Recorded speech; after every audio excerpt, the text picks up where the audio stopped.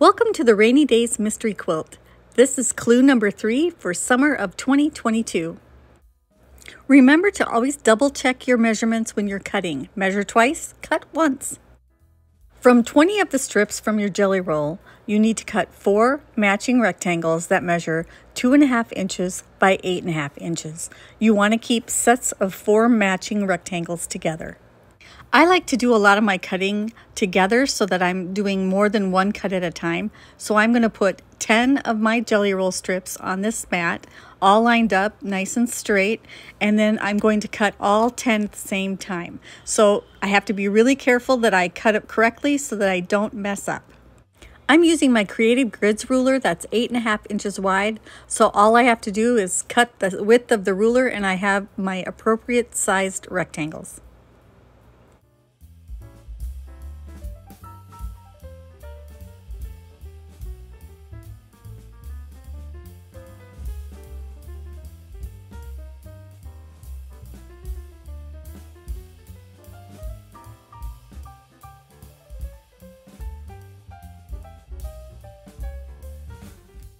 That was the first 10. Now I need to cut another 10 strips. These cuts will probably be a little smoother than the first set. I changed my rotary blade because it seemed to be skipping stitches here and there, and things are a lot smoother when you have a nice sharp blade. From the background fabric, cut 4 strips that are 4 inches by the width of the fabric. You will subcut these 4 strips into 40 squares that measure 4 inches by 4 inches. Bisect each of these squares once, corner to corner, to get 80 triangles.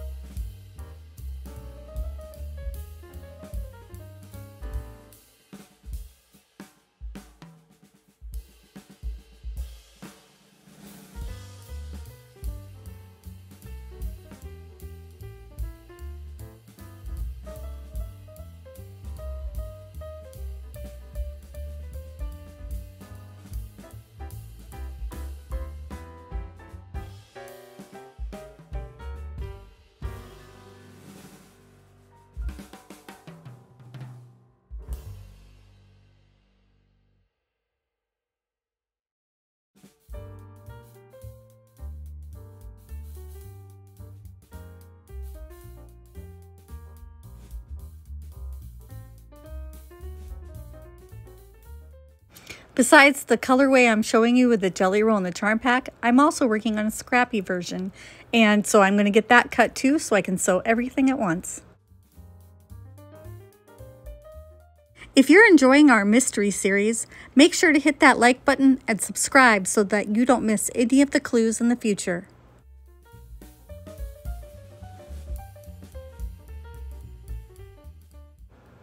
To help me with the first part of the sewing, I made a sewing key. That'll keep me organized. What I did is I took a piece of paper the same size as the rectangles that we cut, 2.5 inches by 8.5 inches. I folded it in half and marked the center. Then I took one of the sections from step 1, folded it in half, and marked the center of that also. Then you're going to line up those centers and mark where the seams for the 4.5 inch rectangles are. I like to do a little organizing before I start sewing. I'm going to lay out all 20 of my sets of 4 rectangles that match, and then I'm going to take my units from step 1 and match them to a set of rectangles. If I take the time to do this now, I won't end up sewing a like fabric to a fabric that's similar, like a white to a white or a yellow to a yellow. So this helps me keep my seam ripper in the drawer and not in my hand.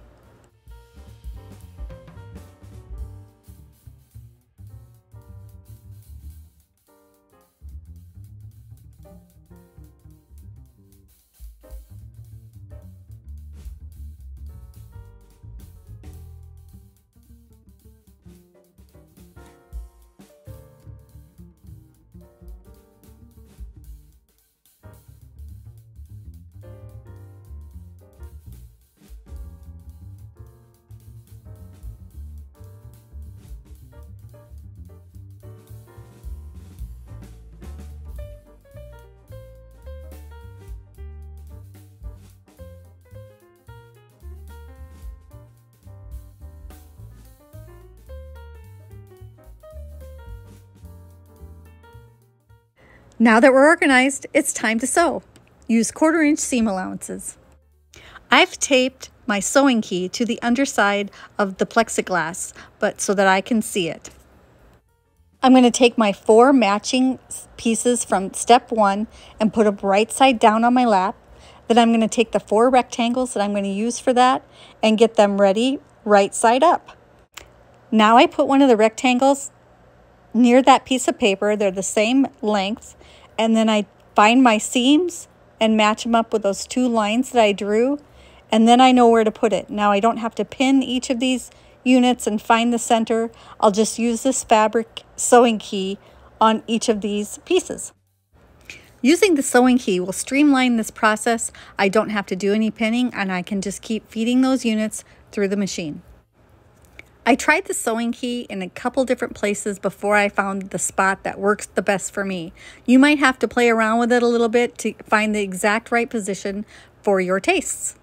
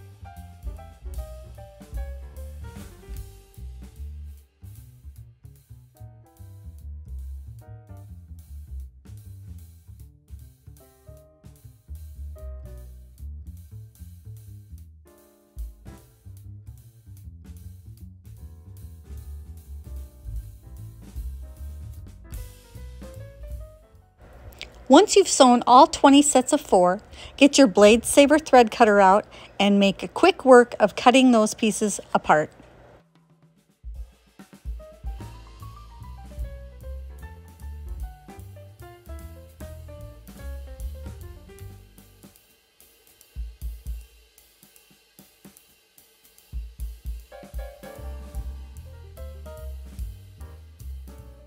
Time to work on set number 2 for my second colorway.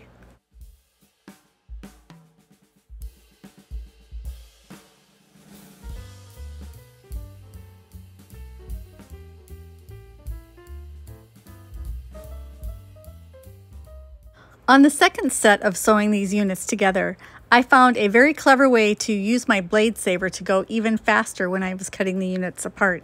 Instead of just doing one at a time, I alternated hands and was able to click them through a lot faster. Once you can get the right rhythm going, it can go pretty quickly. I would only get snagged up every once in a while and have to slow down for a second before I could speed back up and get it done really fast.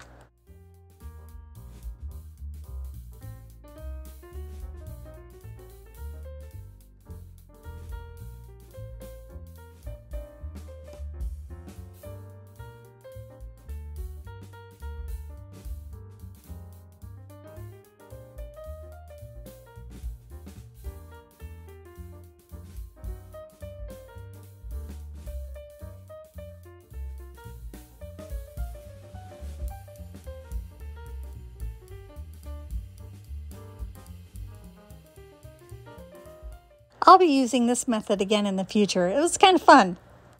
Now it's time to head over to the ironing board, and you are going to be pressing toward the rectangle.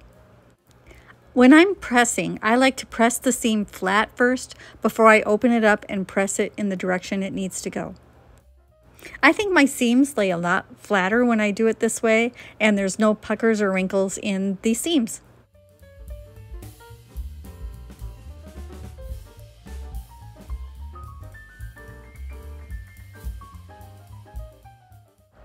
I like to use my lint brush on my ironing board every once in a while just to get all those little pieces of fabric and thread that are stuck to the ironing board.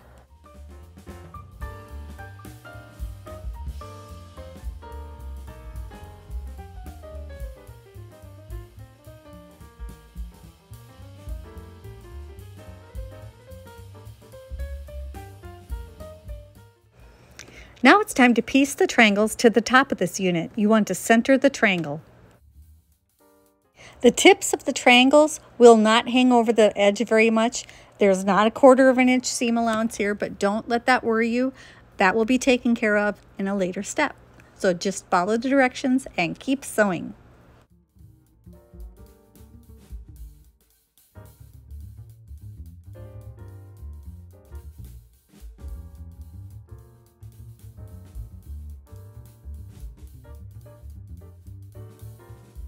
Now is the time to snip off all these little dog ears. You could also use your rotary cutter for this part, but I think I'm just going to take them home and just snip away while I'm watching TV. And I'm keeping up with both of my colorways so that I'll be done with both of them at the same time.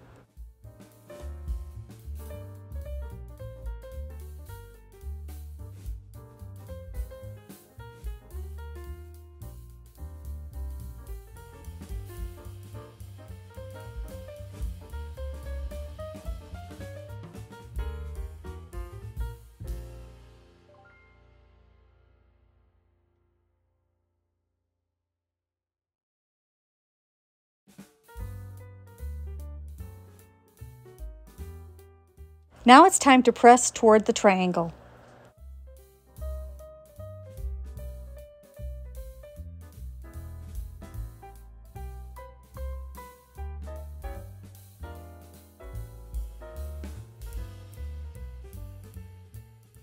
Once they're pressed, organize them into matching piles of 4. So 4 in a pile, there should be 20 sets of 4. Once you find all your sets and you have a big pile, put them back in their pile A bag.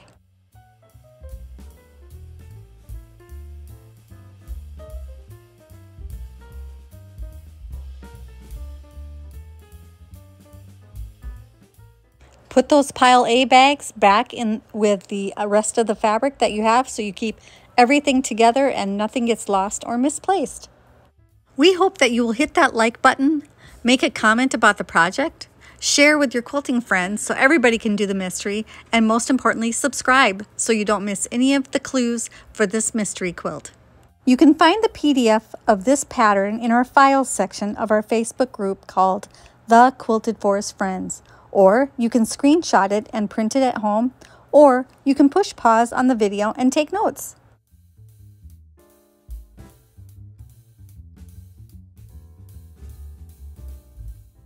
See you in 2 weeks for clue number 4. Thanks for watching and happy quilting!